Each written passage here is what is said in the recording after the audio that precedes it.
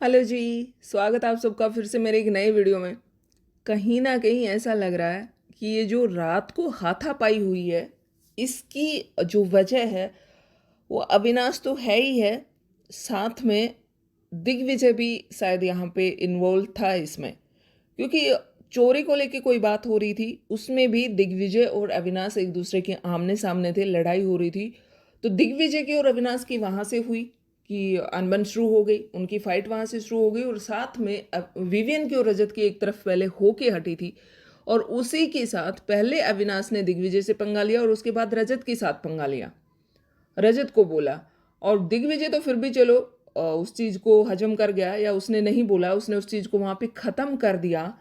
लेकिन रजत के साथ जब ये चीज़ हुई तो शायद रजत उस चीज़ से बहुत ज़्यादा गुस्सा हुआ, क्योंकि उसको बात ही उस टोन में की गई और इसलिए उससे गुस्सा आ गया और वो भड़क गया। तो मुझे ये लगता है कि पहले अविनाश ने दिग्विजय के साथ पंगा लिया है और उसके बाद जाके रजत के साथ पंगा लिया है, क्योंकि रजत और सॉरी ये अपना दिग्विजय दोनों एक तरफ हैं।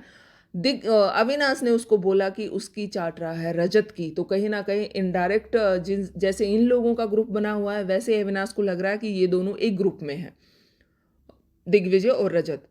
और वो अपनी चीज़ों को ठीक से समझा नहीं पा रहा था, उनको क्या कहना चाह रहा है। वो बोल रहा था 3 दिन हुए हैं, जबकि अभी इनको आए हुए 1.5 दिन ही हुआ है। लेकिन कहीं ना कहीं अविनाश बौखला गया इन सारी चीज़ों से, जो घर के अंदर हुई हैं उन चीज़ों से, जो विवियन के साथ हो रही हैं उन चीज़ों से। कहीं ना कहीं डर पैदा हुआ है अविनाश के मन में कि भाई टाइम कोड के साथ अगर ऐसी चीज़ें हो सकती हैं तो वो तो फिर भी छोटा मोटा खिलाड़ी है, तो उसके साथ तो और भी भयानक चीज़ें हो सकती हैं। जो लोग टाइम कोड को ही कुछ नहीं समझ रहे हैं वो मुझे क्या वो करेंगे, मेरे जैसों का तो है ही क्या। और उसने अपने टाइम पीरियड में जैसी हरकतें की है वो सबको पता है ही। और सबसे ज़्यादा इनसिक्योरिटी जो हुई है, ये जो ग्रुप है, इसको ये जो वाइल्ड कार्ड आए हैं इनसे ज़्यादा इनसिक्योरिटी हुई है। कि ये तो एकदम से इन लोगों को ऐसा लग रहा था कि नए आ रहे हैं तो दब के रहेंगे, सुनेंगे सबकी।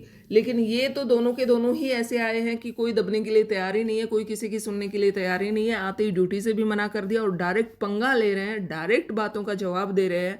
इनको कोई परवाह नहीं है कि तुम 1 महीने पहले आए हो या 1 महीने बाद में आए हो।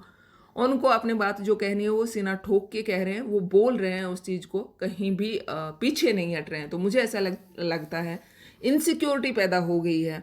ये जो 4 वाला ग्रुप है, इनमें अविनाश में, ईशा में, एलिस में, इन लोगों में इनसिक्योरिटी पैदा हो गई है कि ये जो लोग नए आए हैं ये हमारी सुन क्यों नहीं रहे हैं, ये कैसे हमारे ऊपर हावी हो सकते हैं।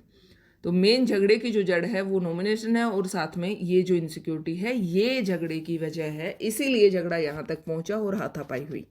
आपका क्या कहना है इस बारे में?